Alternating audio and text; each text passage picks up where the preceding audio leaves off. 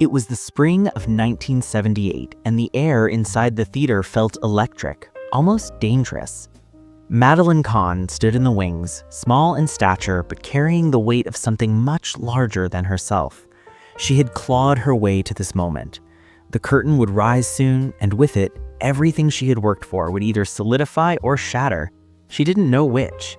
But when the curtain finally fell, hours later, a man rushed toward her with his eyes bright, his voice trembling with satisfaction. "You finally gave me the performance I wanted," he said. And Madeline looked back at him, her face cold, her voice steady, and said something that would end everything.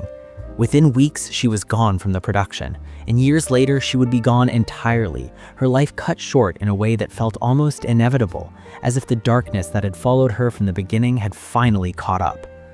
This is the story of a woman who made millions laugh while quietly carrying a weight no one could see. A woman whose brilliance was undeniable, but whose life was marked by rejection, betrayal, and a relentless internal battle that never made it into the credits. Madeline Kahn was not just a comedic genius. She was a survivor of something far more complicated than Hollywood ever acknowledged. She was born in Boston in 1942, in the middle of a war that was tearing the world apart.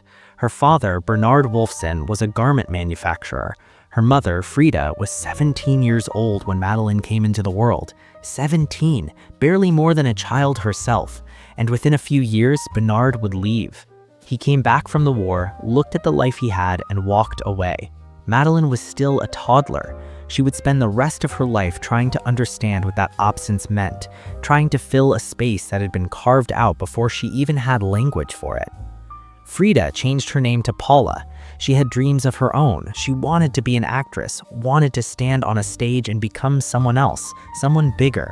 So she took Madeline and moved to New York City, chasing the footlights, chasing something that felt like freedom. But dreams don't pay rent. Paula was gone constantly at auditions, at acting classes, trying to break into a world that didn't want her. And Madeline, at 6 years old, was sent away, a boarding school in Pennsylvania. Progressive, they called it. But for a child who had already lost her father and now rarely saw her mother, it felt like abandonment. She learned quickly that if you could make people laugh, they would pay attention to you. If you could perform, you could control the room. So she did.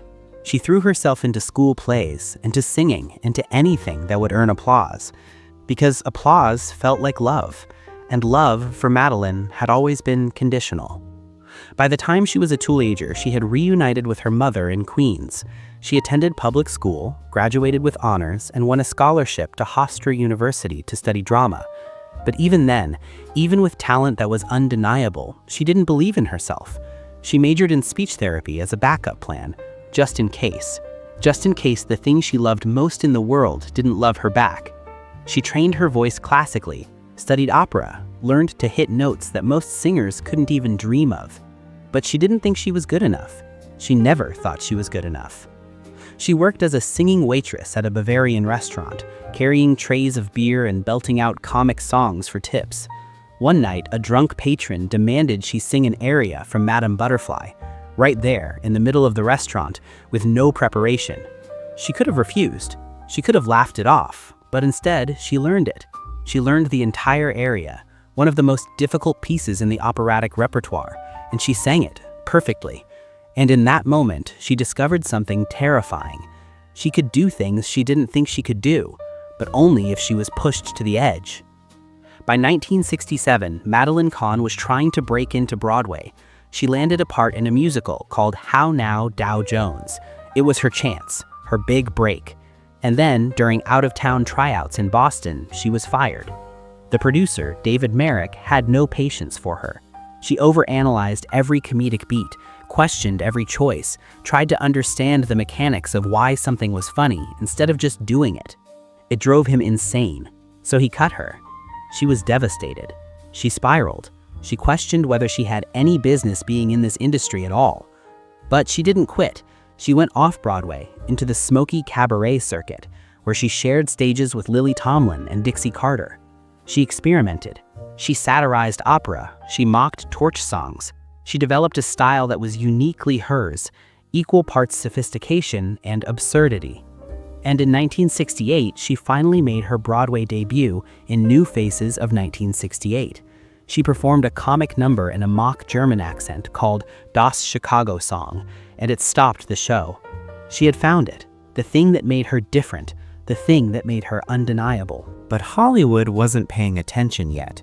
Not until 1972, when a director named Peter Bogdanovich saw her audition for a screwball comedy called What's Up, Doc? He cast her opposite Barbra Streisand and Ryan O'Neal, and Madeline stole every scene she was in. She played a high-strung and erotic fiancé, and audiences couldn't get enough of her. She was fresh, she was electric, she was unlike anyone else on screen. But on set, she was terrified. She thought people were laughing at her, not with her. She thought she was too much, too loud, too strange. She couldn't see what everyone else saw. The next year, Bogdanovich cast her again in Paper Moon. This time, she played a brassy comic floozy traveling through the Dust Bowl. And this time, the Academy noticed. She was nominated for Best Supporting Actress. In 2 years, she had gone from obscurity to being one of the most talked about comedic actresses in Hollywood. But she still didn't believe it. She still thought it could all disappear at any moment. And then, Mel Brooks called.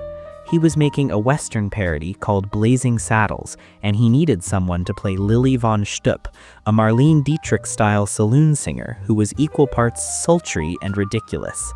Madeline was his first choice, but she almost didn't get the role. She had been cast in a big-budget musical called Mame, starring Lucille Ball. But Ball took one look at Madeline, young and pretty and talented, and panicked. Ball was insecure about the role, and the last thing she wanted was a younger redhead stealing her thunder. So Madeline was fired. Again. But this time it worked in her favor. She went straight into Blazing Saddles, and she delivered one of the most iconic comedic performances in film history. Draped in black lace, she sang a song called I'm Tired, drawing out every syllable with mock Teutonic exhaustion, and audiences lost their minds. Critics raved. She earned another Oscar nomination.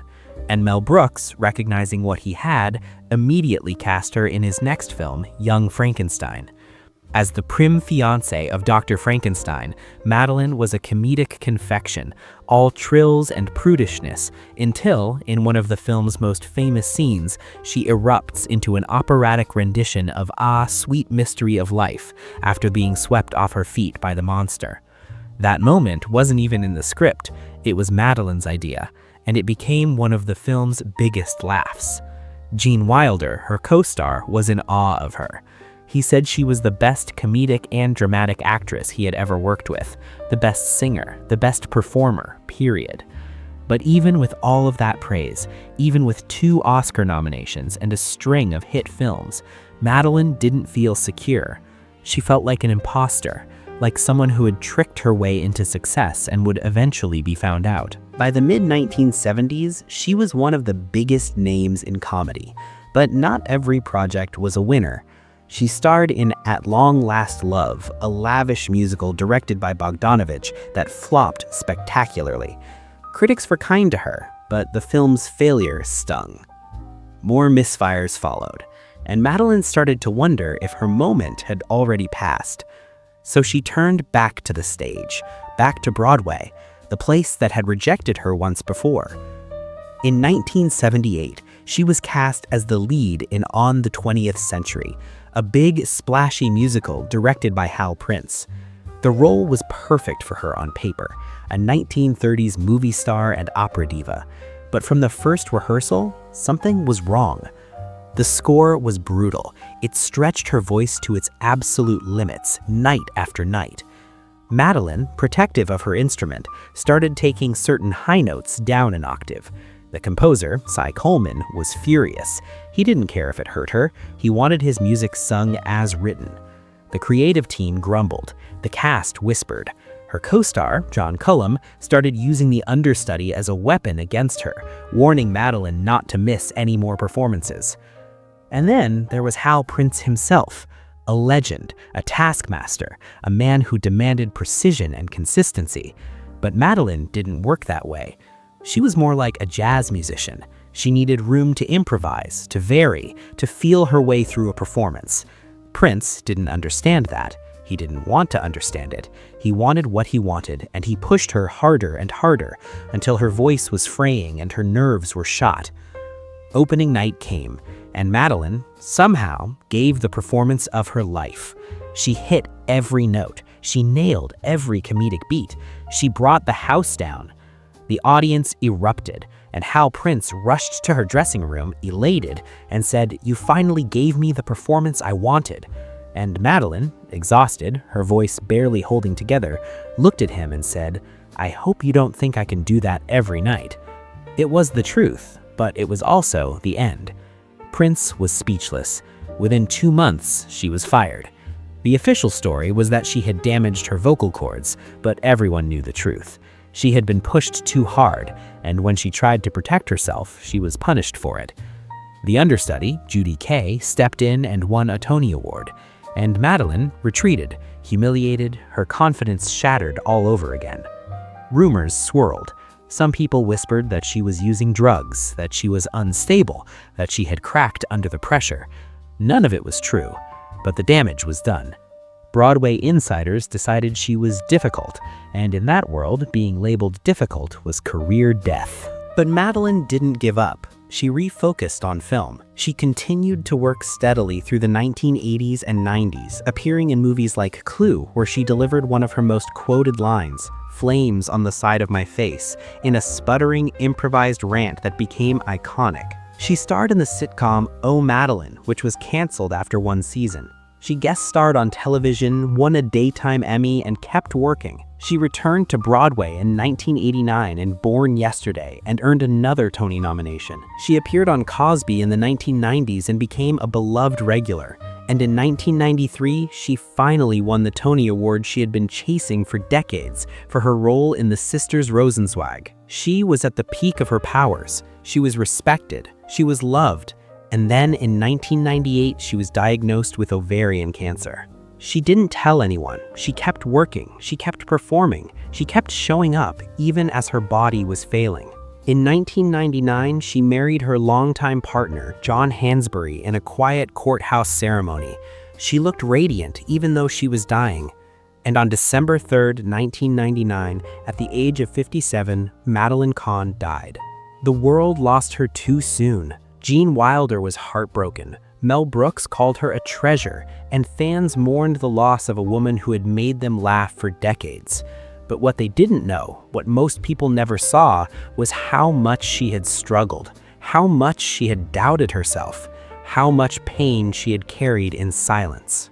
Madeline Kahn once said, "Me as myself, I don't think I'm particularly funny." She believed that. Even after everything she had accomplished, she still didn't see what everyone else saw. She still thought she was pretending. And maybe that's the saddest part of her story, that someone so brilliant, so talented, so beloved, never truly believed she deserved any of it. She made the world laugh, but she never learned to laugh at the voice in her head that told her she wasn't enough. And in the end, that voice, that darkness, was the only thing that stayed with her until the very end. If you value stories that look beyond the spotlight and into the real lives behind the legends, subscribe to the Velvet Dossier. Here, we don't rush the truth or soften the edges. We take our time, we follow the emotional trail, and we tell the stories that fame often hides. New dossiers arrive regularly, quietly, carefully, and always with respect for the people behind the mythology.